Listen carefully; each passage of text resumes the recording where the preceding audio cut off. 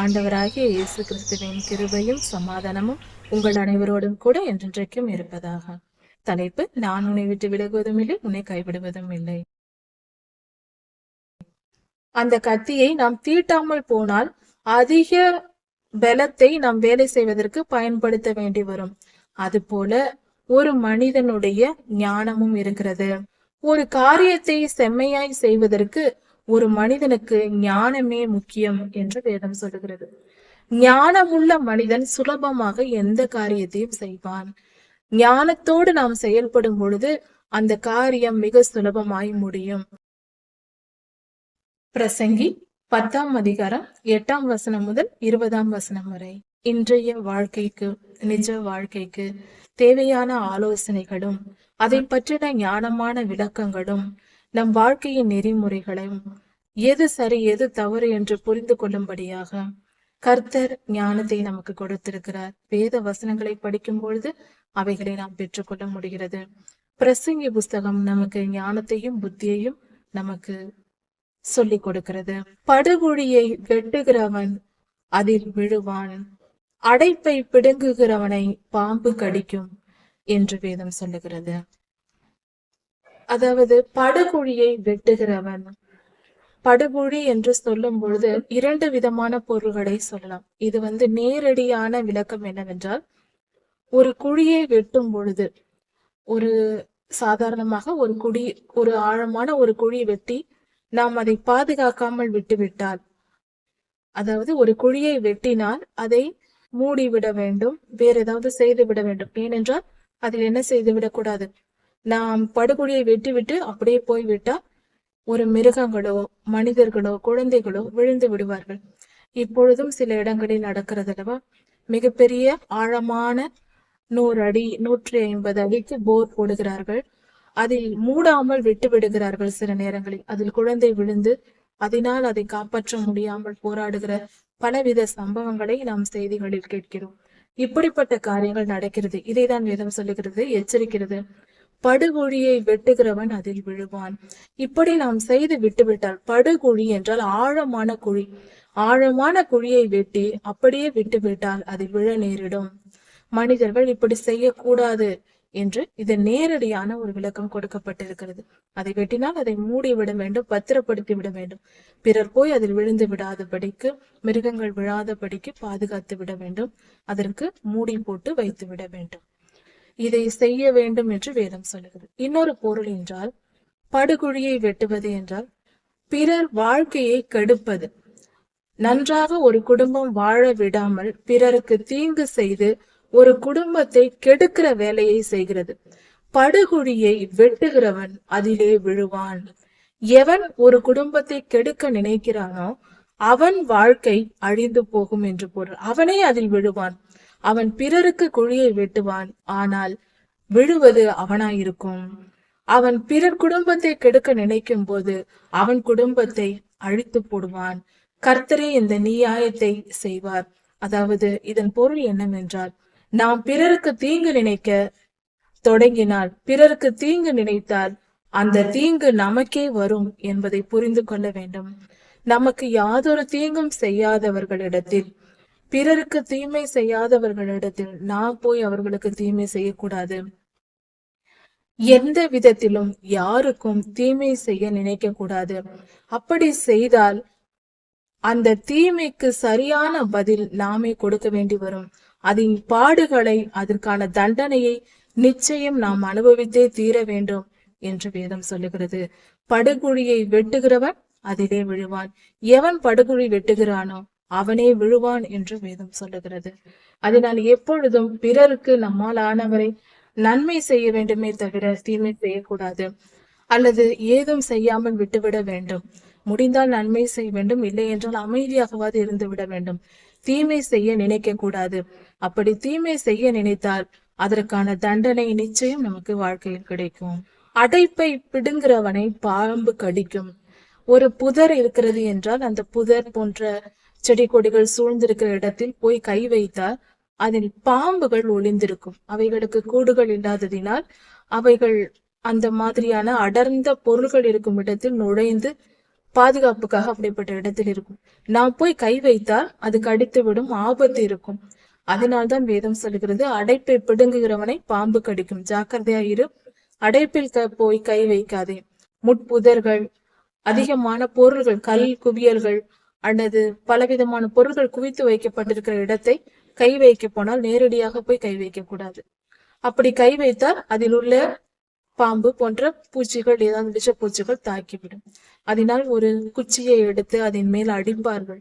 அது தூரத்திலிருந்து அடிக்கும் பொழுது அதற்குள் இருப்பது ஓடிவிடும். அதன் பின்பு அதை கை வைத்து எடுப்பார்கள் அல்லது தள்ளி விட்டு எடுப்பார்கள். இப்படி ஏதாவது செய்ய வேண்டும். முக்கியமாக விறகுகள் போன்ற இடங்களில் அடுக்கி வைத்திருக்கும் பொழுது அதில் இப்படிப்பட்ட காரியங்கள் நடக்கும். அதனால் ஜாக்கிரதையா இருக்க வேண்டும் என்பது ஒரு பொருள். இன்னொரு பொருள், பொல்லாத சாத்தானால் வழி நடத்தப்படுகிற துன்மார்க்கர் இருக்கிறார்கள் என்றால் அவர்களோடு நாம் சேர்ந்திருந்தால், அவர்களை நாம் தொடும் பொழுது, அவர்கள் வாழ்க்கையில் நாம் குறுக்கிட்டால் அவர்கள் நமக்கு தீமையை விளைவித்து விடுவார்கள். அப்படிப்பட்டவர்களுடன் சேரக்கூடாது என்றும் பொருள் கொள்ளலாம். அதாவது பாம்பு வலு சர்ப்பத்தின் ஆவியாக ஒரு பொருள் கொள்ளலாம். அது எப்படி துன்மார்க்கருக்குள் மறைந்துதான் பொல்லாத ஆவிகள் செயல்படுகின்றன. இப்படி பொல்லாத ஆவிகளால் பிடிக்கப்பட்ட மனிதன் துன்மார்க்கன், தீமை செய்கிறவனாய் இருப்பான். அப்படிப்பட்ட மனிதர்களோடு நாம் பழகுவதும் பேசுவதும் உறவாடுவதுமாய் இருந்தால் அவர்கள் மூலம் நம் உயிருக்கே ஆபத்து வரும் என்பதே இதன் பொருள். இப்படிப்பட்டவர்களை விட்டு விலகு, அவர்களை நீ தொடாதே, அப்படி என்றால் அவர்களோடு சேராதே, விலகி இரு. இந்த பொருளும் இந்த இடத்தில் கொடுக்கிறது. கல்லுகளை பேர்க்கிறவன் அவைகளால் மோசப்படுவான், மரத்தை பிளக்கிறவன் அதனால் காயப்படுவான். கல் குவியல்கள் இருக்கிறது என்றால், கருங்கற்கள் குவியலாக இருக்கிறது என்றால் அவைகளை நாம் எடுக்கும் பொழுது ஒவ்வொரு கல்லாக எடுத்தால், எப்படி எடுத்தாலும் அதனால் அந்த கருங்கற்களால் நம் சரீரத்தில் காயம் ஏற்பட்டுவிடும். அதை தொடும் பொழுது அதற்குரிய ஒரு குணம், அதனுடைய கடினத்தன்மையினால் நம் சரீரங்களில் காயப்படும். இந்த வேலையை செய்கிறவர்கள் எப்படியாவது சிறிய காயமாவது படாமல் வேலை செய்துவிட்டு அவர்களால் வர முடியாது. கற்களில் கையை வைத்து சுமந்து வீடு கட்டும் பொழுது அவர்கள் சரீரங்களில் காயப்படும், இரத்தம் கூட வரும். இது உண்மை. கல்லுகளை பேர்க்கிறவன் காயப்படுவான், இதான் வேதவசனம் சொல்கிறது. அந்த வேலையில் இறங்கி செய்யும் பொழுது அதற்குரிய ஆபத்துகள், அதனால் ஏற்படும் பாதிப்புகளை நாம் சுமந்துதான் தீர வேண்டும். ஒரு வேலைக்கு செல்கிறோம் என்றால் அந்த வேலைக்கென்று ஒரு சில துன்பங்கள் இருக்கும், அதை நாம் சுமந்துதான் தீர வேண்டும் என்றும் பொருள் கொள்ளலாம். கற்குவியல்கள் இருந்தால் அவைகளை ஒவ்வொன்றாக எடுத்து அடுக்க வேண்டும் என்று நினைத்து நாம் செய்ய போனால் கைகளில் காயங்கள் ஏற்படும். இது உண்மை. இது ஒரு பொருள். இரண்டாவது பொருள், நாம் எந்த வேலை செய்ய வேண்டும் என்றாலும் அந்த வேலையை செய்ய போகும் பொழுது அதற்கென்று சில துன்பங்கள் இருக்கத்தான் செய்யும். அதை நாம் ஏற்றுக்கொள்ளதான் வேண்டும். அதை அனுபவித்தால்தான், அந்த துன்பங்களை ஏற்றுக்கொண்டு அனுபவித்தால்தான் அந்த காரியத்தில் வெற்றி பெற முடியும். அது எந்த செயலாய் இருந்தாலும். உதாரணத்திற்கு, ஒரு திருமண வாழ்க்கை என்றாலும் ஒரு பெண் திருமணமாகி போகிறாள் என்றால் துன்பமே இல்லாமல் இன்பமாக வாழ வேண்டும் என்று நினைப்போடுதான் போவாள். ஆனால் அது தவறு. அந்த குடும்பத்திற்கு என்று அங்கிருக்கும் சில இடரல்களை சுமக்க வேண்டியதாக தான் இருக்கும். அதே போல ஒரு வேலைக்கு செல்கிறோம் என்றால் எல்லாம் இன்பமாக, எல்லாம் சரியாக இருக்காது.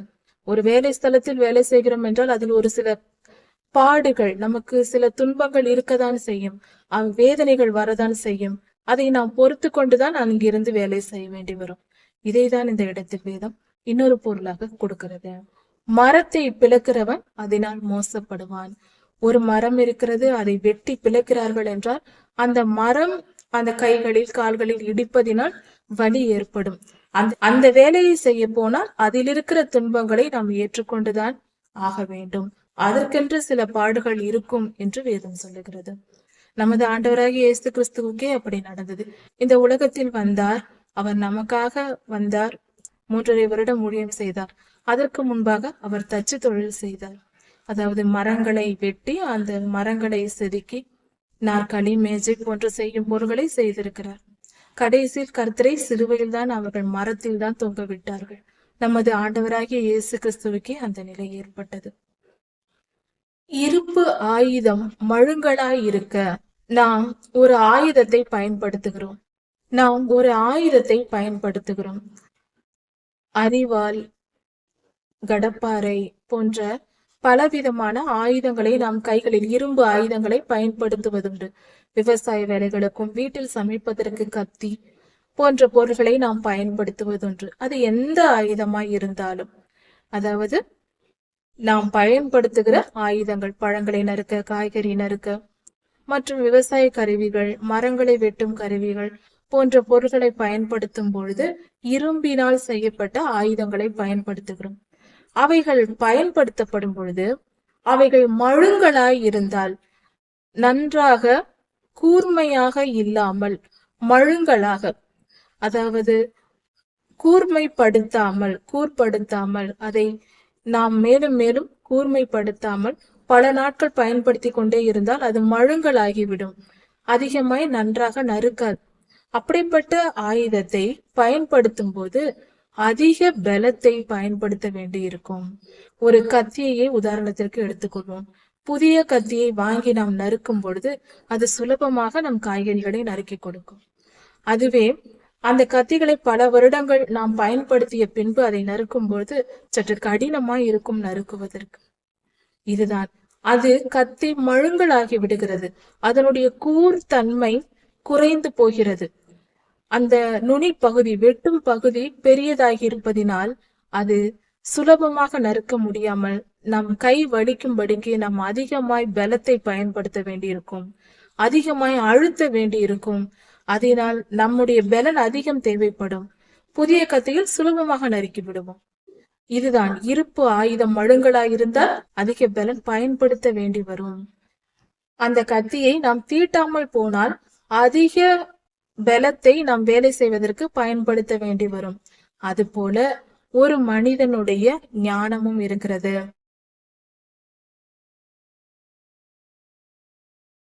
ஒரு காரியத்தை செம்மையாய் செய்வதற்கு ஒரு மனிதனுக்கு ஞானமே முக்கியம் என்று வேதம் சொல்லுகிறது. ஞானமுள்ள மனிதன் சுலபமாக எந்த காரியத்தையும் செய்வான். ஞானத்தோடு நாம் செயல்படும் பொழுது அந்த காரியம் மிக சுலபமாய் முடியும். அதாவது ஒரு சாதாரண ஒரு உதாரணத்தை பார்க்கலாம். ஒரு வீட்டில் ஒரு குடும்பம் நடத்துவதற்கு கூட நாம் செலவு செய்யும் பணம் சற்று ஞானமாய் யோசித்து நாம் பணத்தை செலவழித்தால், பொருட்களை வாங்கி அதை பயன்படுத்தினால், அதில் நமக்கு ஞானத்தை பயன்படுத்தும் பொழுது நமக்கு மிகுந்த குறைந்த செலவிலேயே அதிக பொருட்களை வாங்கி பயன்படுத்த முடியும். எந்த ஒரு பொருள் வாங்குவது என்றாலும் கூட அப்படி செய்யலாம். ஆனால் நாம் கவனிக்காமல் பணத்தை எடுத்து கொடுத்து நம் கண்களில் பார்த்ததையெல்லாம் வாங்கி கொண்டு வந்தால் அதிக பணம் செலவாகும், ஞானம் அங்கு பயன்படுத்தப்படுவதில்லை. அதனால் நமக்கு செலவு அதிகமாகும். ஞானத்தை பயன்படுத்தும் போது, ஞானமாய் செயல்பட்டால், ஒவ்வொரு பொருளையும் பார்த்து வாங்கும் பொழுது அதன் ஞானமாய் இதற்கு இதை செய்யலாம் என்று யோசித்து செயல்படும் பொழுது, கர்த்தர் கொடுத்த ஞானம் நமக்கு இருக்கும் பொழுது அது மிகுந்த குறைந்த செலவிலேயே அதிக பலனுள்ள பொருட்களை நம்மால் வாங்க முடியும். இப்படிதான் கர்த்தர் எல்லா காரியத்தை செய்வதற்கும் ஞானம் முக்கியம் என்று சொல்லுகிறார். ஒரு நகை வாங்கலாம், ஒரு துணி எடுப்பதாக இருந்தாலும், நம் துணிமணிகள் வாங்கும் போது கூட ஞானமாய் நாம் செயல்பட்டால் மிகுந்த குறைந்த செலவிலேயே அழகான துணிகளை நம்மால் எடுக்க முடியும். இப்படிதான் ஒவ்வொரு காரியத்தில் எல்லாவற்றிற்கும் ஞானம் பிரதானம், ஞானம் மிகவும் முக்கியம் என்று வேதம் சொல்லுகிறது. தடை கட்டப்படாத பாம்பு கடிக்குமே, அளப்பு வாயனும் அப்படிப்பட்டவனாய் இருக்கிறான். தடை கட்டப்படாத பாம்பு, பல் பிடுங்கப்படாத பாம்பு கடித்து விடும். பாம்பை இந்த வித்தை காட்டுவதற்கு பல இடங்களில் வைத்திருப்பார்கள். அவர்கள் அதனுடைய பல்லை, விஷ பல்லை, அது கடிக்கும் பல்லை எடுத்து விடுவார்கள். அப்படிப்பட்ட பாம்பு கடித்தாலும் அந்த மனிதனுக்கு, எந்த மனிதனுக்கும் எந்த தீங்கும் நேராது, அப்படிப்பட்டு வைத்திருப்பார்கள். பல்லை பிடுங்காத பாம்பாய் இருந்தால் அது கடித்து விடும் அல்லவா, அதனால் ஆபத்து நேரிடும். அதுபோல அளப்பு வாயனும் அப்படிப்பட்டவனா இருக்கிறான். அளப்பு வாயன் என்றால் எப்பொழுதும் பேசிக்கொண்டே இருப்பது, எப்பொழுதும் ஓயாமல் பேசிக்கொண்டே இருப்பது, அர்த்தமற்ற வார்த்தைகளை சொல்லிக்கொண்டே இருப்பது. இது ஒரு ஆவிக்குரிய ஒரு இருள் சூழ்ந்த நிலை. ஒரு மனிதனை பொல்லாத ஆவிகள் அதிகமாய் ஆண்டு கொண்டு பயன்படுத்தும் போது அந்த மனிதனால் பேசாமல் இருக்க முடியாது, பேசிக்கொண்டே இருப்பான், ஓயாமல் பேசிக்கொண்டே இருப்பான். இது ஆவிக்குரிய மிக மோசமான ஒரு நிலையை வெளிப்படுத்துகிறது, மோசமான ஒரு மனநிலை அது. பொல்லாத ஆவிகள் அதிகமாய் அந்த மனிதனை ஆளுகை செய்கிறது என்று பொருள். அதனால் அவன் பேசிக்கொண்டே இருப்பான். அந்த பேச்சு மிகவும் தீமை உள்ளதாய் இருக்கும். அது அந்த மனிதனையே கெடுத்து போடும், மற்றவர்களையும் பாதிக்கும். ஞானியினுடைய வாய்மொழிகள் தயை உள்ளவைகள். ஒரு மனிதன் ஞானியா இருக்கிறான் என்றால் அந்த மனிதனுடைய பேச்சு தயை உள்ளதாய் இருக்கும். பிறர்க்கு நன்மை செய்வதாய், பிறர்க்கு உதவி செய்வதாய், பிறருக்கு இரக்கம் காட்டி அவர்களுக்கு ஏதாவது நன்மையை ஏற்படுத்தக்கூடியதா இருக்கும். ஞானிகள் இப்படித்தான் செயல்படுவார்கள். நம்மாலான ஒரு உதவியை பிறருக்கு செய்ய வேண்டும் என்று நினைப்பார்கள். அவர்களுடைய பேச்சு அதை வெளிப்படுத்தும். அவர்கள் பேசினாலே நமக்கு நன்மை உண்டாகும். ஞானிகள் பேசினார். மூடனுடைய உதடுகளோ அவனையே விழுங்கும். மூடனுடைய பேச்சு அவனுக்கே அது தீமையாய் முடியும். அவன் பிறருக்கு தீமையை செய்வான், பேசியே அவன் பிறருக்கு தீமை செய்வான். அது மட்டுமல்ல, அவன் தனக்கே கேடுண்டாக பண்ணிக்கொள்வான். முட்டாள் அதிகமாய் பேசுவான். முட்டாளின் பேச்சு அவனையே அழித்து போடும். அவன் பேச்சினாலே அழிவான். அவன் பேசியே மற்றவர்களை கெடுப்பான், அவர்கள் நிம்மதியை கெடுப்பான். அதே போல அவனும் கெட்டு போவான். மூடனுடைய நிலை இப்படியா இருக்கிறது. அதனால் நாம் எப்பொழுதும் ஞானத்தை பெற்றுக்கொள்ள வேண்டும். வேத வசனத்தை படித்து நாம் கற்றுக்கொள்ளும் பொழுது நமக்கு ஞானம் வரும். வேத வசனத்தை படிக்காதவர்களுக்கு ஞானம் இருக்காது. மூடன் மிகுதியாய் பேசுகிறான். ஒரு முட்டாள் இருக்கிறான் என்றால் அவன் அதிகமாய் பேசுவான். அப்படி என்றால் ஞானம் உள்ளவர்கள் குறைவாக பேசுவார்கள். நாம் குறைவாக பேச வேண்டும் என்று பொருள். அதிகமாய் பேசிக்கொண்டே இருக்கக்கூடாது. அதாவது அதிக பேச்சினால் பாவம் இல்லாமற் போகாது என்று வேத வசனமே சொல்லுகிறது. அது போல வீண் பேச்சு பேசக்கூடாது, அதிகமாய் பேசக்கூடாது. ஆமாம் என்றால் ஆமாம், இல்லை என்று ஓரிரு வார்த்தைகளில் நம்முடைய பேச்சு முடிய வேண்டும். அதுவே சிறந்தது. எதிர்காலத்தில் என்ன நடக்கும் என்று யாருக்கும் தெரியாது. மூடன் பேசிக்கொண்டே இருப்பான். என்ன பேசுவான்? நாளை அது நடக்கும் பார், நாளை மறுநாள் இது நடக்கும் பார் என்று எதையாவது பேசிக்கொண்டே இருப்பான். ஆனால் நாளை நடப்பதை யார் அறிவார்? யாருக்கும் தெரியாது.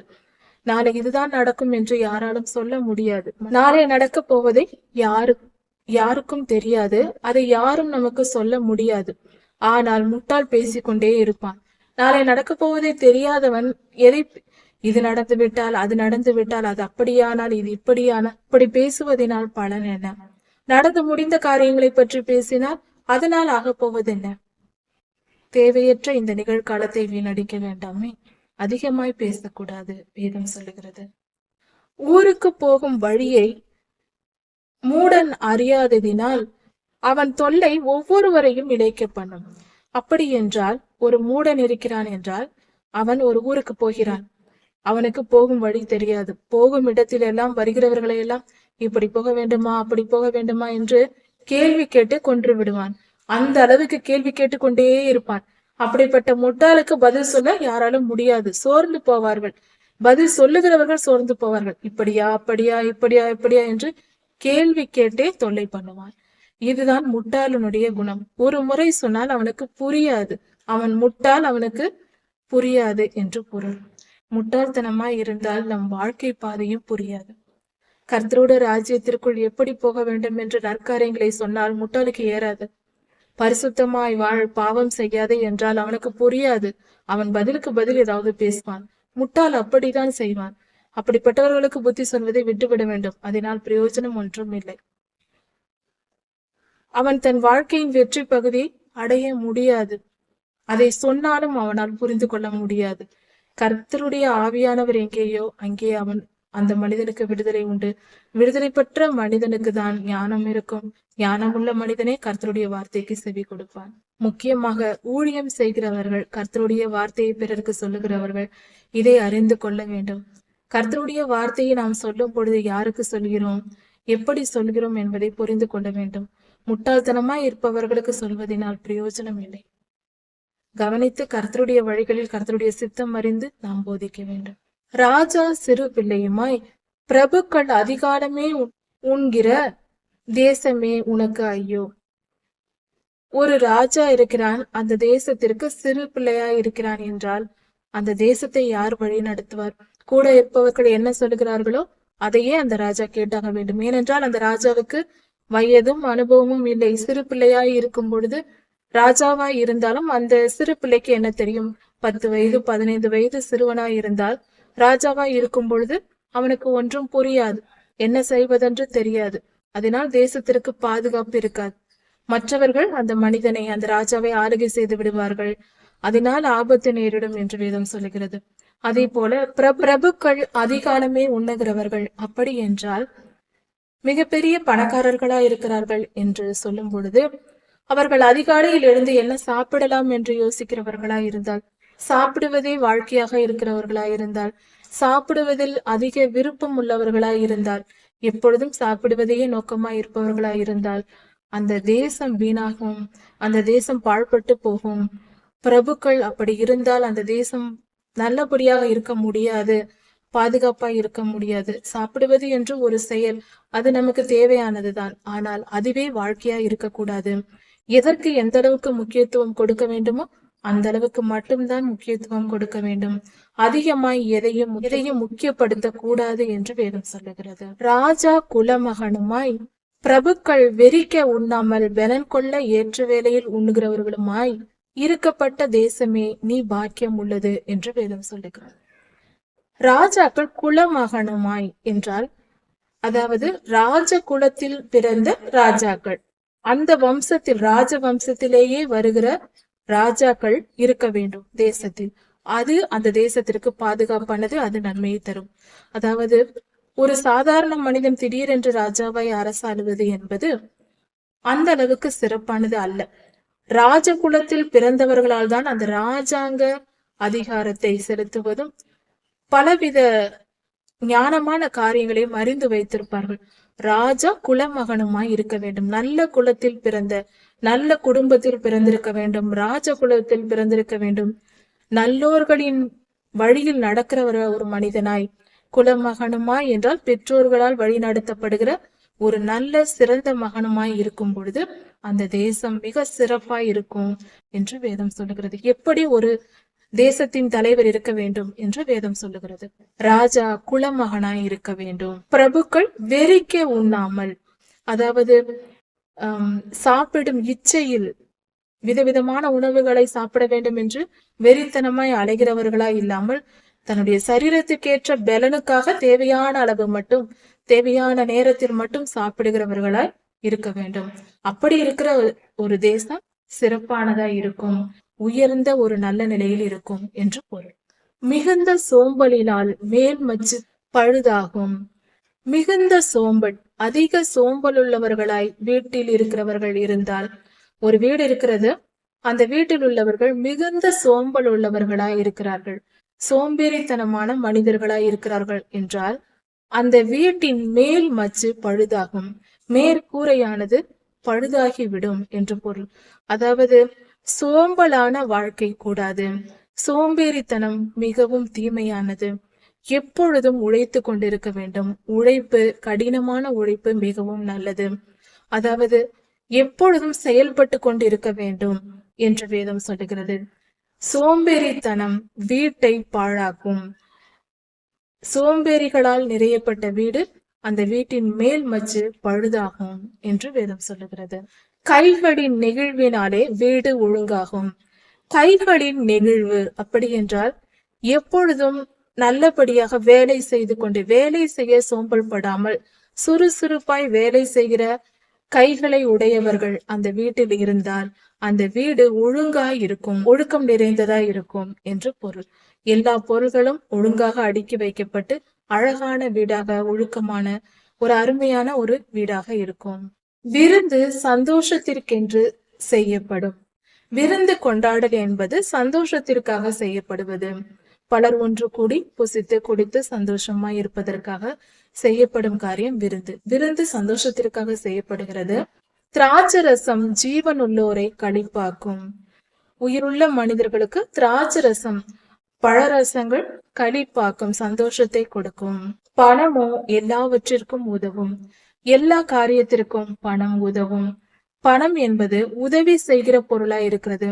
மனித வாழ்க்கைக்கு பணம் பல காரியங்களுக்கும் உதவியா இருக்கிறது.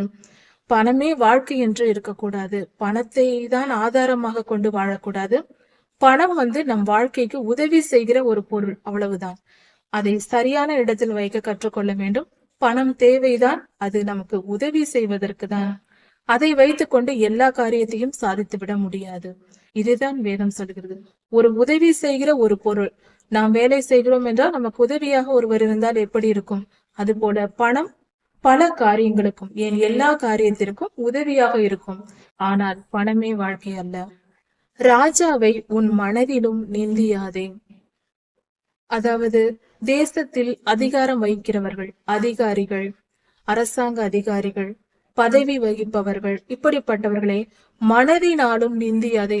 மனதிற்குள் கூட நாம் நிந்திக்க கூடாது, தூஷிக்க கூடாது, திட்டக்கூடாது, தவறாய் பேசக்கூடாது, தவறாய் நினைக்க கூடாது என்று வேதம் சொல்லுகிறது. அதாவது நாம் அப்படிப்பட்ட அதிகாரம் வகிப்பவர்களை மனதில் நாம் தவறாக நினைத்து கொண்டிருந்தால் யாரிடமாவது பேசும்போது அதை நாம் சொல்லுவோம். அவர்கள் போய் அதை பலரிடம் சொல்வார்கள். இதனால் மிகப்பெரிய ஆபத்து உண்டாகும். அதனால் அதிகாரிகள் பெரியோர்களை நோக்கி நாம் மனதிலானும் நிந்திக்க கூடாது, அதனால் நமக்கு தீமை வரும். சில நேரங்களில் நம்முடைய வாயை அப்படி சொல்லிவிடும். அதனால் அப்படிப்பட்ட காரியத்தை செய்யக்கூடாது. மனதிற்குள் கூட நிந்திக்க கூடாது. ஆகாயத்து பறவைகள் அந்த சத்தத்தை கொண்டு போகும். ஆகாயத்து பறவைகள் கொண்டு போய் சேர்த்து விடுமா? செட்டைகள் உள்ளது அந்த செய்தியை அறிவிக்கும். நாம் மனதில் நினைத்ததை அப்படியே கொண்டு போய் செட்டைகள் உள்ள பறவைகள் அந்த இடத்தில் போய் பெரிய அதிகாரிகள் இடத்தில் உங்களை இப்படி நினைக்கிறார்கள் இவர்கள் என்று சொல்லி விடுமா? இதன் பொருள் என்ன? சற்று விளக்கமாக பார்ப்போம். இது அந்த காலத்திற்கு புரியாமல் இருக்கலாம். ஆனால் இந்த காலத்தில் நம்ம சுலபமாக விளக்கவும் முடியும், புரிந்து கொள்ளவும் முடியும்.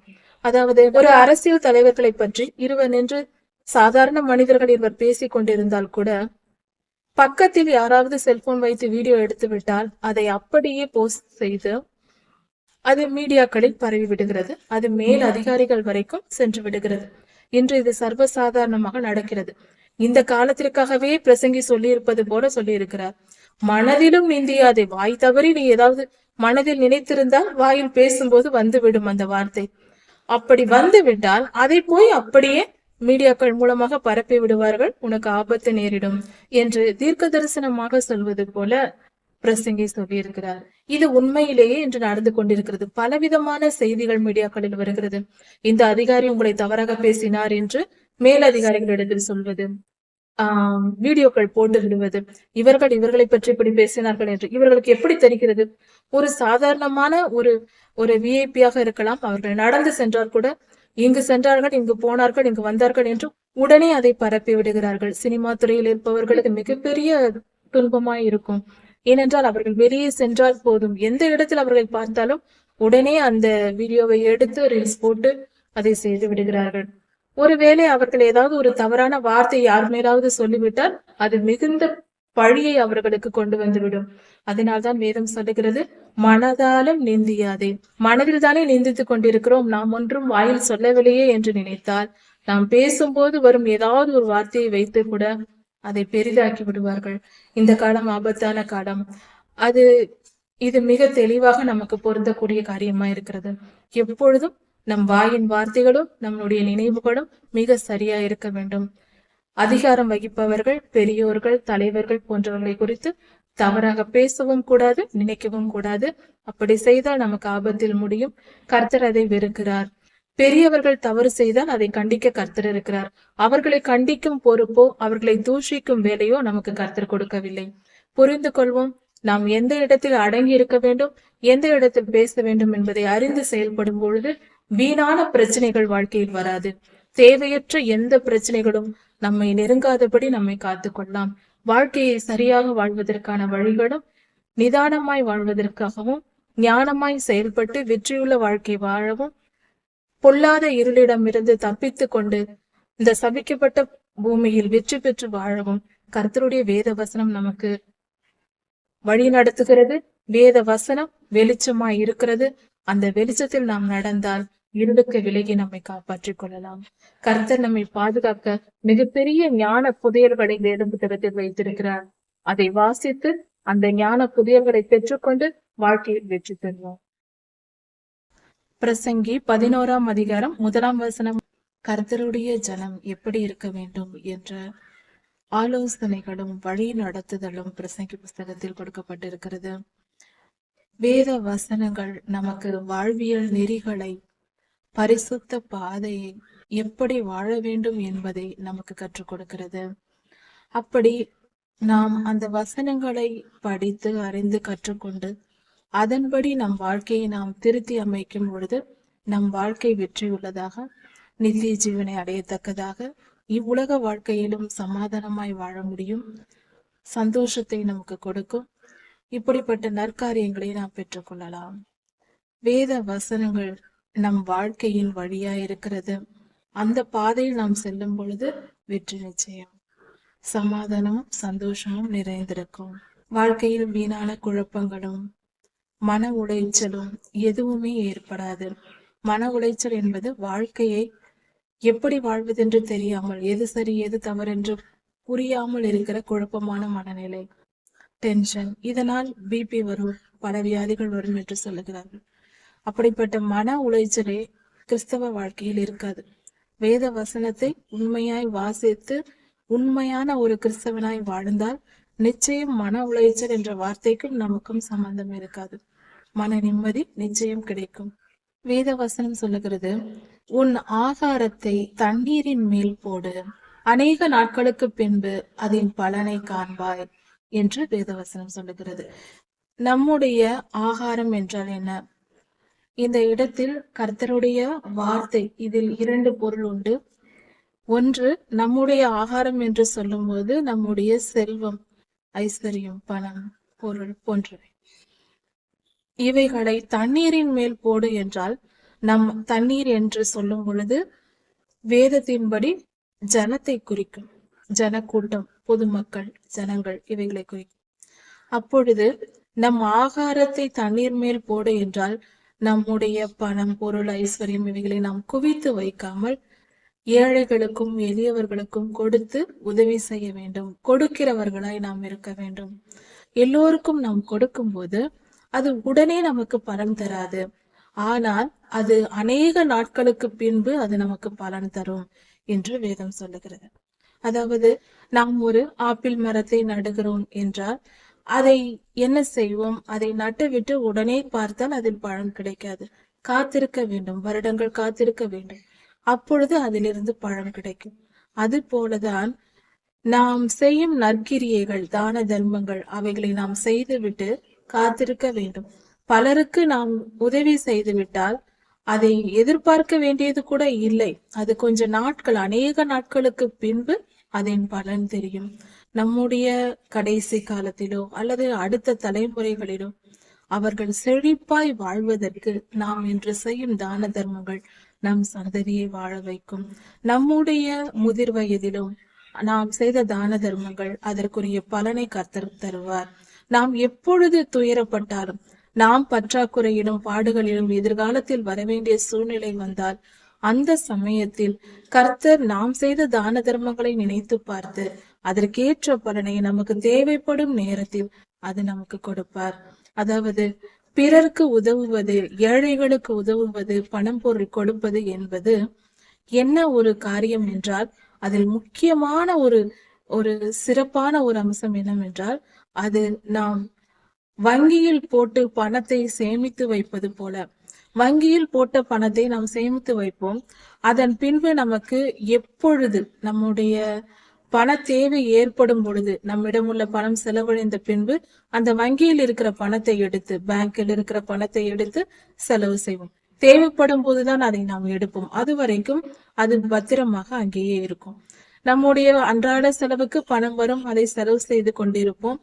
பற்றாக்குறை என்று ஏற்படும் போது அதுவும் பேங்கில் இருக்கிறதே, அதை எடுத்துக்கொள்ளலாம் என்று எடுத்துக்கொள்வோம். அதே போலதான் நாம் ஏழைகளுக்கு இறங்கி மற்றவர்களுக்கு உதவி செய்யும் பணமானது பேங்கில் இருப்பது போல, அது நமக்கு தேவைப்படும் பொழுது கர்த்தர் நமக்கு நாம் செய்த அந்த நற்கிரியை, தான தர்மத்தை நினைத்து பார்த்து நமக்கு பலன் தருவார். இது ஒரு பொருள். இன்னொரு பொருள்,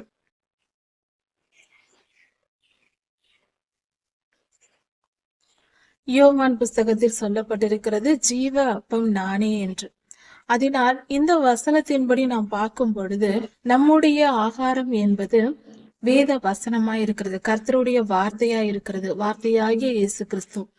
அவரை குறித்தும் பிரசங்கிப்பது, அவருக்காக ஊழியம் செய்வது, நமது ஆண்டவராகிய இயேசு கிறிஸ்துவின் நாமத்தை சொல்லி அவரை நாம் தொழுது கொள்ளும் போது, அவரை ஏற்றுக்கொள்ளும் போது நாம் பாதுகாக்கப்படுகிறோம், கர்த்தர் நம்மை பாதுகாப்பார் என்று கர்த்தரை அறியாத மக்களுக்கு நாம் செய்கிற ஊழியம், நாம் சொல்லுகிற வார்த்தையானதும் இந்த ஆகாரம் என்ற வார்த்தையை குறிக்கும்.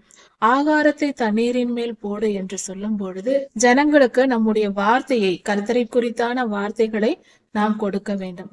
அப்படி நாம் சொல்லும் பொழுது அதை அவர்கள் கேட்ட உடனே நமக்கு பதிலளிப்பார்கள் என்றோ அதற்கு பிரதிபலன் வரும் என்றோ எதிர்பார்க்க முடியாது. ஆனால் அநேக நாள் சென்ற பின்பு அதன் பலன் தெரியும். அதாவது சிறு பிள்ளைகளுக்கு நாம் ஊழியம் செய்கிறோம் என்றாலும், பெரியோர்களுக்காக இருந்தாலும் கூட பல வருடங்கள் கழித்து இந்த காரியங்கள், நாம் சொன்ன வார்த்தைகள் அவர்கள் நினைவில் இருந்து அவர்கள் ரட்சிக்கப்பட்டு மனம் திரும்புவதற்கு வாய்ப்பு உண்டு. உடனே அவர்கள் திருந்தவில்லை என்றாலும் பின்பு அவர்களுடைய துன்ப நேரத்தில் அதை நினைத்து பார்த்து அவர்கள் மனம் திரும்புவதற்கு வாய்ப்பு உண்டு ஜனங்கள். அதனால் நாம் ஜாக்கிரதை உள்ளவர்களாக இருந்து நம்முடைய வேலையை நாம் செய்து கொண்டே வர வேண்டும். உடனே பலனை எதிர்பார்க்க கூடாது. அநேக நாள் சென்ற பின்பு நிச்சயம் பலன் வரும். 7 பேருக்கும் 8 பேருக்கும் பங்கிட்டு கொடு, பூமியில் என்ன நடக்குமோ உனக்கு தெரியாது என்று வேதம் சொல்லுகிறது.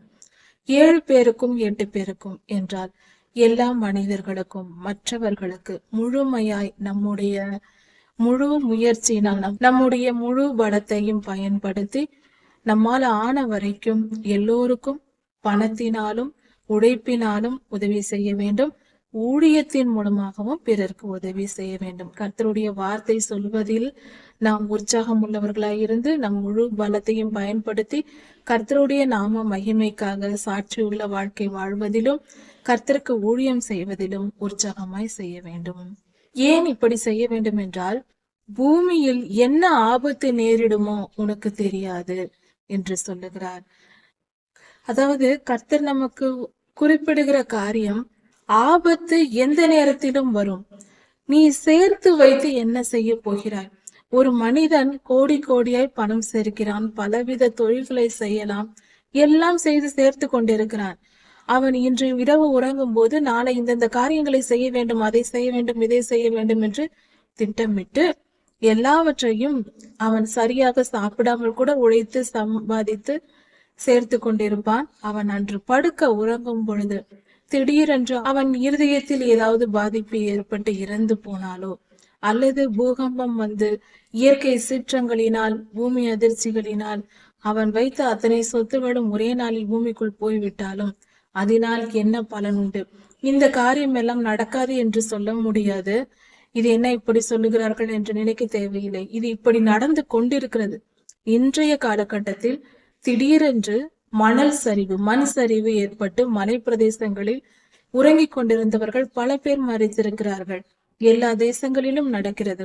புயல் காற்று வந்து, புழுதி காற்று வந்து, டொர்னடோ வந்து பல இடங்களில் மனிதர்களை வீட்டோடு தூக்கி கொண்டு போய் விடுகிறது. பெருவெள்ளம் வந்து அழிகிறது, பூகம்பம் வந்து அழிகிறது. இன்றும் செய்தித்தாள்களில் வந்து கொண்டிருக்கிறது. இது அன்றாட நிகழ்வாக இந்த இடத்தில் எது நடந்தது என்று ஒரு சகஜமான பேச்சாக மாறி போனது. அந்த அளவுக்கு நடந்து கொண்டுதான் இருக்கிறது இப்படிப்பட்ட காரியங்கள். இதற்கு காரணம் என்ன? அங்கு வரும் ஆபத்து நமக்கு வராது என்று நம்மால் எந்த நிச்சயமாக சொல்ல முடியாது. பூமியில் பாவம் பெருத்திருக்கிறது, அதிகமாய் நிறைந்திருக்கிறது. இப்பொழுது கர்த்தருடைய கோபம் வெளிப்படும் காலமாய் இருக்கிறது. இந்த நேரத்தில் வாழ்கிற நாம் நாளைக்காக, அடுத்த தலைமுறைக்காக என்று எதிர்காலம் என்று சேர்த்து வைத்துக் கொண்டிருப்பது புத்திசாலித்தனம் அல்ல. அதனால் நாம் எல்லோருக்கும் நம்மிடத்தில் உள்ளதை எல்லோருக்கும் கொடுத்துவிட்டு காலத்தின் நிச்சயத்தை உணர்ந்து அறிய வேண்டும். அதற்கு பெயர்தான் விவேகம். இந்த காலத்தில் வாழ்கிறோம், நம்மால் சேர்த்து வைத்து எதையும் செய்ய முடியாது. நம்முடைய பலன் ஒன்றும் செய்ய முடியாது என்பதை அப்படி இருக்க சேர்த்து வைத்து என்ன செய்ய போகிறோம்? உதாரணத்திற்கு, இன்னும் 10 நாட்களில் இந்த உலகம் அழிய போகிறது அல்லது நாம் அழிய போகிறோம் என்று ஏதாவது ஒன்று தெரிந்தால் நாம் எப்படி செயல்படுவோம்? எதையாவது வேலைக்கு போவோம், சம்பாதிப்போம் என்ற எண்ணம் வருமா? இருக்க போவது இன்னும் 10 நாட்கள் தான், அதற்குள் சந்தோஷமா இருப்போம் என்று சந்தோஷமா இருப்போம். அது போன்ற சூழ்நிலை இப்பொழுது நிகழ்ந்து கொண்டிருக்கிறது. கர்த்தருடைய வருகை மிக சமீபமாயிற்று. ஆபத்து காலம், உபத்திரவ காலம் மிகவும் சமீபமாய் இருக்கிறது. இந்த காலத்தில் வாழ்கிற நாம் நாளைக்காக சேர்த்து வைக்காமல் இந்த காலத்தில் நம்மால் நமக்கு கிடைத்திருக்கிற நேரத்தில் கர்த்தருக்கு எப்படி ஊழியம் செய்யலாம், நம்மிடத்தில் உள்ள பொருட்களை தான தர்மம் செய்யலாம், நல்ல புண்ணியங்களை சேர்த்து வைக்கலாம் என்பதை குறித்தே நாம் சிந்திக்க வேண்டும். நற்காரியங்களை செய்து கர்த்தருடைய பார்வையில் திருந்திய மனிதர்களாக, பரிசுத்தமாக்கப்பட்டவர்களாக நாம் மாற வேண்டியது மிக அவசியம். அதுவும் சீக்கிரமாய் நடக்க வேண்டியது மிக மிக அவசியம். மேகம் நிறைந்திருந்தால் மழை பொழியும். மழை மேகம் இரண்டு மேகம் அதிகமாய் வந்து மூடியிருந்தால் நிச்சயம் மழை பெய்யும். ஒரு மரம் கீழே விழுந்தால் அது விழுந்த இடத்திலேயே கிடக்கும். இந்த இரண்டு ஓமைகளும் பாரத்தை குறித்து சொல்கிறது.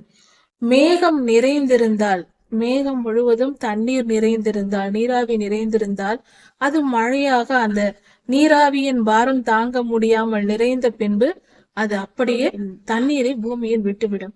அதுதான் மழையாக நமக்கு கிடைக்கிறது. மரமானது கீழே விழுந்து விட்டால், மிக பெரிய மரம் காற்றினால் கீழே விழுந்தால் அது விழுந்த இடத்திலேயே கிடக்கும். தெற்கே விழுந்தாலும் வடக்கே விழுந்தாலும் அப்படியே இருக்கும். அது இடம் மாறாது. அதுபோல இந்த பாரம் என்ற காரியத்தை குறித்து சொல்கிறது. மழை நிறைந்தால், மழை மேகம் நிறைந்தால் மழையை கொடுக்கிறது பூமிக்கு.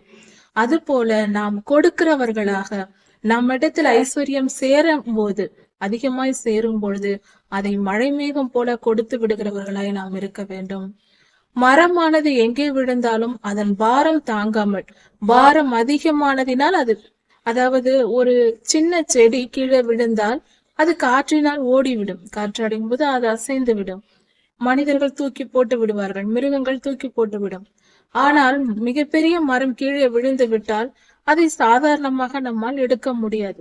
மனிதர்களால் முடியும் என்றாலும் அதற்கான பலவித நேரமாகும், பல பாடுகள், பல சேர்ந்துதான் செய்ய முடியும். ஒரு மனிதனால் ஒன்றும் செய்ய முடியாது.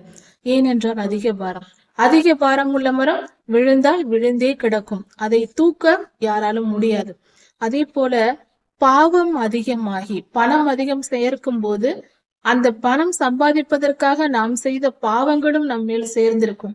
அதை நாம் கொடுத்து விடும்போது அந்த பாவம் நமக்கு இருக்காது, பரிசுத்தமாய் இருப்போம்.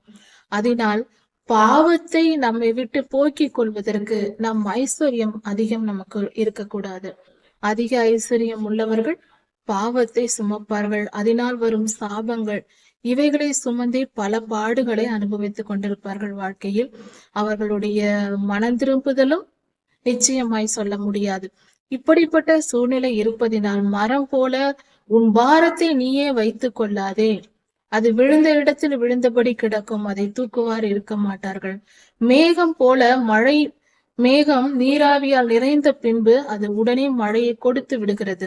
அது போல மேகத்தை போல உன்னிடத்தில் உள்ளதை பிறருக்கு கொடு என்று கர்த்தர் சொல்லுகிறார். நாம் கொடுக்கிறவர்களா இருக்க வேண்டும். பணத்தை கொடுக்கிறவர்களாக இருக்க வேண்டும். உழைப்பை கொடுக்கிறவர்களாக இருக்க வேண்டும். கர்த்தருடைய வார்த்தைகளை கொடுத்து ஊழியம் செய்கிறவர்களா இருக்க வேண்டும். இப்படி இருக்க வேண்டும் என்பதே கர்த்தருடைய சித்தமா இருக்கிறது. அதை நம்மிடத்தில் எதிர்பார்க்கிறார். இப்படி நாம் கர்த்தருக்கு பிரியமாய் நடந்து கர்த்தருடைய சித்தத்தை அறிந்து கொண்ட நாம் இதன்படி நடந்து கர்த்தருக்கு பிரியமானவர்களாய் மாற வேண்டும். கர்த்தருடைய ஆசீர்வாதத்தையும் பெற்றுக்கொள்ளலாம். காற்றை கவனிக்கிறவன் விதைக்க மாட்டான், மேகங்களை நோக்குகிறவன் அறுக்க மாட்டான் என்று வேதம் சொல்லுகிறது. அதாவது நாம் ஒரு காரியத்தை செய்ய வேண்டும் என்றால் உற்சாகமாய் கர்த்தருக்கு கீழ்ப்படிந்து செய்ய வேண்டும். உற்சாகமாய் செய்ய வேண்டும். நல்ல காரியங்களை தள்ளி போடக்கூடாது.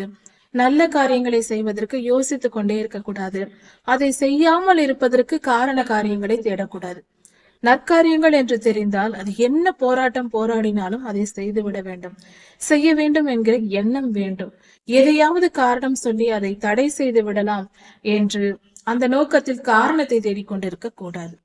அதாவது காற்றை நோக்குகிறவன் விதைக்க மாட்டான்.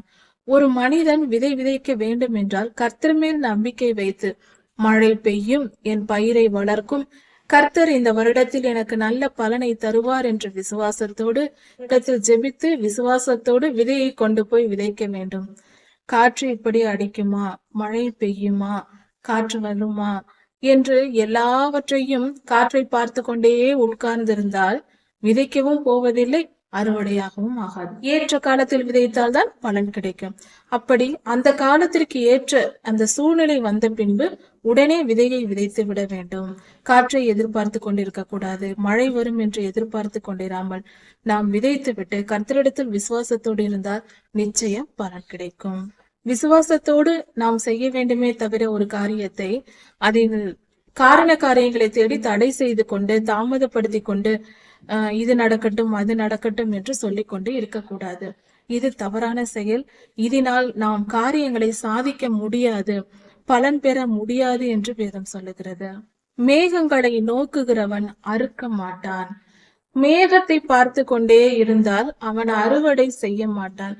விதைக்கிறவன் காற்றை பார்த்து கொண்டு இருந்தால், அதாவது விதை விதைப்பதற்கு முன்பாக காற்று அடிக்கிறது, மழை வந்துவிடும், நனைந்து கொண்டே போய் எப்படி விதை விதைப்பது என்று ஒருவன் யோசித்துக் கொண்டிருந்தால் அவன் காலத்திற்கும் விதை விதைக்க மாட்டான்.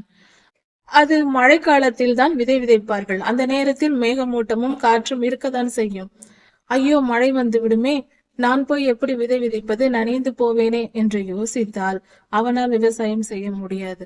அதே போல சந்தர்ப்ப சூழ்நிலைகள் சரியில்லை, நல்ல சூழ்நிலை வரட்டும் நான் இந்த வேலை செய்கிறேன், நல்ல சூழ்நிலை வரட்டும் இந்த காரியத்தை நான் செய்கிறேன் என்று சூழ்நிலைகளையே தேடிக்கொண்டிருக்கிறவன் ஒருபோதும் காரியத்தை செய்ய மாட்டான். அவனுக்கு எந்த ஒரு நல்ல ஒரு வெற்றியும் கிடைக்காது, காரியத்தில் இறங்கவே மாட்டான் அப்படிப்பட்ட மனிதன் என்று வேதம் சொல்லுகிறது. அப்படி இருக்கக்கூடாது. காரண காரியங்களை பார்த்து கொண்டிருக்காமல் செய்ய வேண்டும் என்றால் எத்தனை எதிர்ப்புகள் வந்தாலும் எதிர்த்து செய்வேன் என்று செய்கிறவர்களால் தான் ஒரு காரியத்தை நல்லபடியாக செய்ய முடியும். உற்சாகமாய் செய்ய வேண்டும், விசுவாசத்தோடு செய்ய வேண்டும்.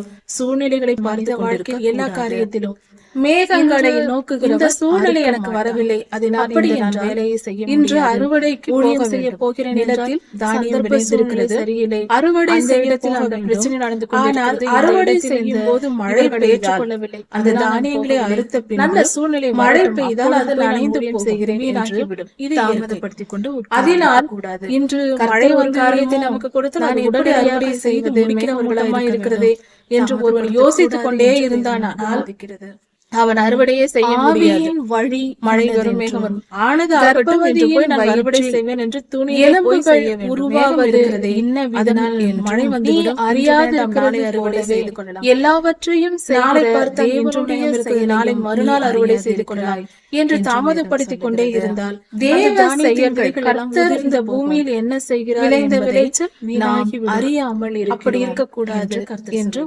ஆவியின் வழி இன்னது. இதே போலதான் ஆவி எந்த வழியில் வருகிறது, பரிசுத்த ஆவியானவர் ஒரு மனிதனை எப்படி நிரப்புகிறார் என்றும், மனிதனுடைய ஆவி எப்படி வருகிறது என்றும், மனிதனுக்குள் ஆவி எப்படி வருகிறது என்றும், பொல்லாத ஆவிகள் எப்படி வருகிறது என்றும் இந்த வழிகள் நமக்கு தெரியாது.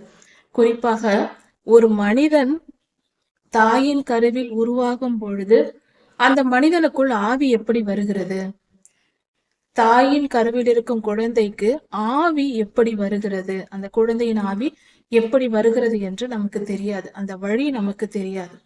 அதுபோல தாயின் வயிற்றில் உருவாகும் ஒரு குழந்தையின் எலும்புகள் எப்படி உருவாகிறது அதுவும் நமக்கு தெரியாது. எலும்புகள் எப்படி, ஒரு கடினத்தன்மையுள்ள ஒரு எலும்பு எப்படி, இப்படிப்பட்ட எலும்பு சரீரத்தில் இருக்கிற எலும்புகள் ஒரு தாயின் கருவில் எப்படி உருவாகிறது என்றும் நமக்கு தெரியாது. அதே போல இந்த பூமியில் தேவனுடைய செயல்களையும் நாம் அறிய மாட்டோம், அவர் எப்படி செய்கிறார் என்பதையும் நம்மால் கண்டுபிடிக்க முடியாது என்று பொருள், தெரியாது நமக்கு என்று பொருள். இதை சற்று ஆராய்ந்து பார்ப்போம். அதாவது கர்த்தருடைய ஆவி ஒரு மனிதனுக்குள், அந்த குழந்தை உருவாகும் நாளிலேயே அந்த ஆவி அந்த குழந்தைக்குள் வருகிறது. இது பெற்றோர்கள் மூலமாக அந்த குழந்தைக்கு கிடைக்கிறது. இது வரும் வழி நமக்கு தெரியாது, அந்த நாளில் வருகிறது. அந்த ஆவி பரலோகத்திலிருந்து கர்த்தரை பூமிக்கு கொடுக்கிறார், பெற்றோர்கள் மூலமாக ஒரு குழந்தைக்கு ஆவியை கொடுக்கிறார். ஒன்று. இரண்டாவது, எலும்புகள் எப்படி உருவாகிறது என்பது விஞ்ஞான வளர்ச்சியினால் இரத்த துளிகளில் இருந்து, அந்த கருமுட்டையிலிருந்து ஒரு குழந்தை உருவாகிறது. அதன் பின்பு எலும்புகள் உருவாகிறது, இதயம் உருவாகும் முதலில், அதன் பின்பு மற்ற உறுப்புகள் எலும்புகள் எல்லாம் உருவாகிறது. ஆனால் அதன் வழி என்னதென்று நமக்கு தெரியாது. எப்படி இதெல்லாம் செய்கிறது, நம்மால் அப்படியெல்லாம் செய்ய முடியாது, உருவாக்க முடியாது. எவ்வளவுதான் விஞ்ஞான வளர்ச்சி இருந்தாலும் இதையெல்லாம் செய்ய முடியாது. அதை தான் வேதம் சொல்லுகிறது. இதை போல கடினமான ஒரு காரியம், புரிந்து கொள்ள, நாம் அறிந்து கொள்ள கடினமான ஒரு காரியம்தான் வானத்திலிருந்து, பரலோகத்திலிருந்து கர்த்தர் பூமியில் செய்கிற காரியங்கள்.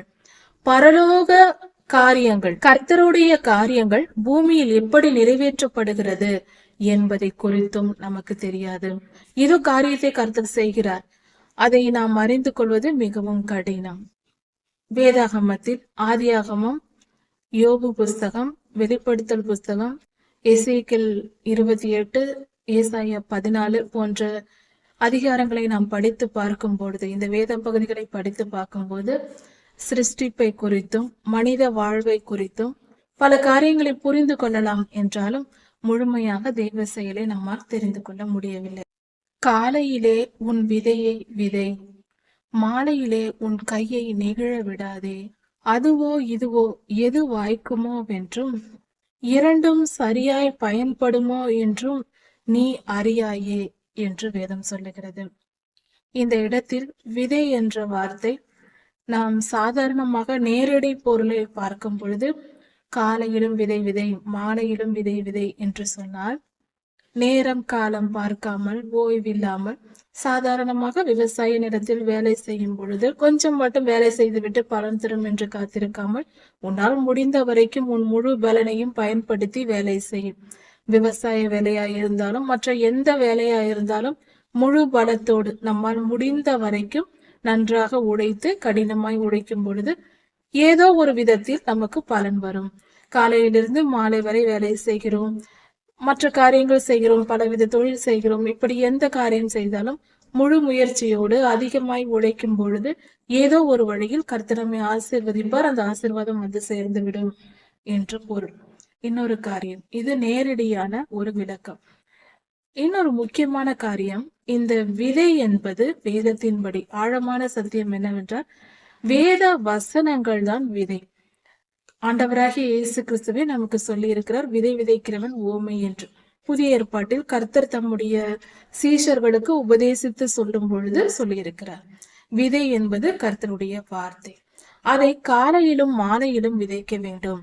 அப்படி என்றால் நாம் இரவு பகல் பாராமல் கர்த்தருக்கு ஊழியம் செய்ய வேண்டும். கர்த்தருடைய வார்த்தையை நாம் எல்லோருக்கும் அறிவிக்க வேண்டும். கர்த்தருக்காக ஊழியம் செய்ய வேண்டும்.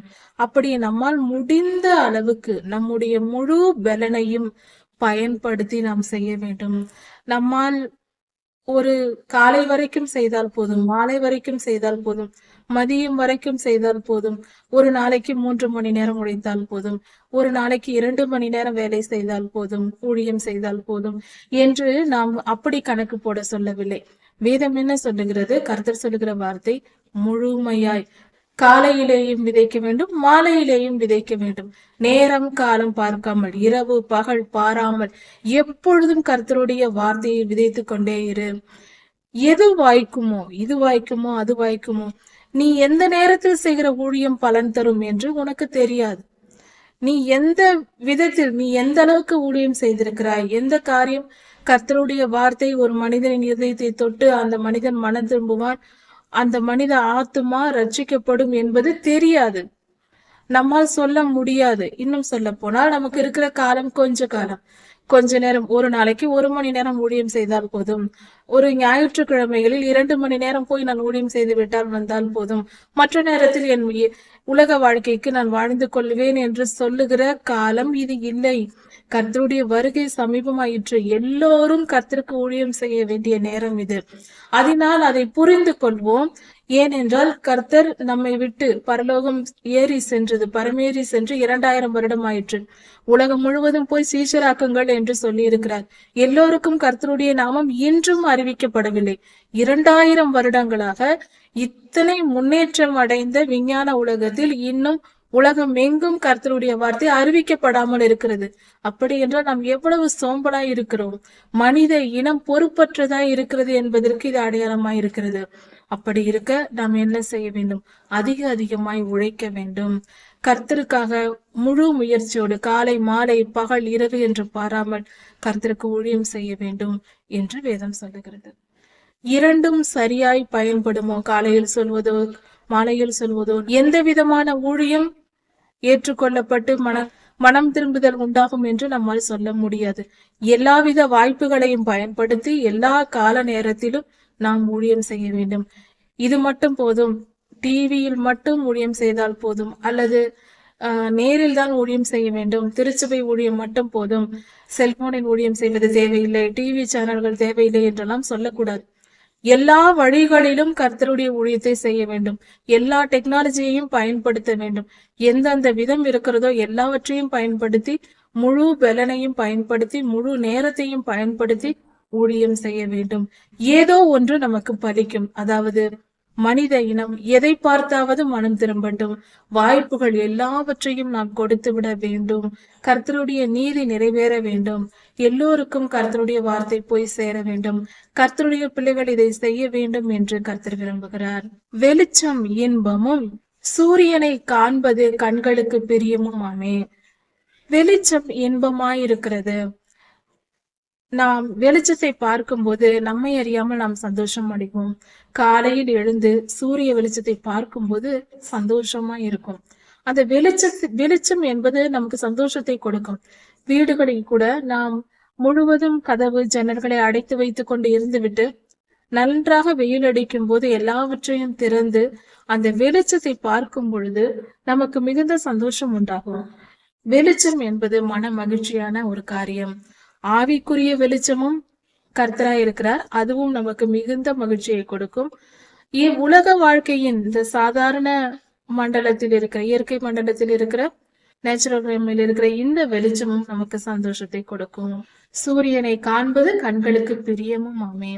சூரியனை பார்க்க கண்கள் எப்பொழுதும் விரும்பும். அப்படி என்றால் சூரிய வெளிச்சத்தை நம் கண்கள் எதிர்பார்க்கும். சூரிய வெளிச்சத்தை பார்க்கும் போது சந்தோஷம் அடைவோம். எப்பொழுதும் எல்லோருக்கும் நடக்கிற ஒரு உணர்வு இது வரும். உண்மையான அன்பு என்பது பரிசுத்தமான தெய்வ அன்பு. கர்த்தர் அந்த அன்பை நமக்கு தர காத்திருக்கிறார். அவரை விசுவாசிப்போம், ஏற்றுக்கொள்வோம். அவர் நம்மை பாதுகாப்பார், வழி நடத்துவார். கர்த்தர் உங்களை ஆசீர்வதிப்பாராக. இதன் தொடர்ச்சியை அடுத்த செய்தியில் பார்க்கலாம். மாரநாதா.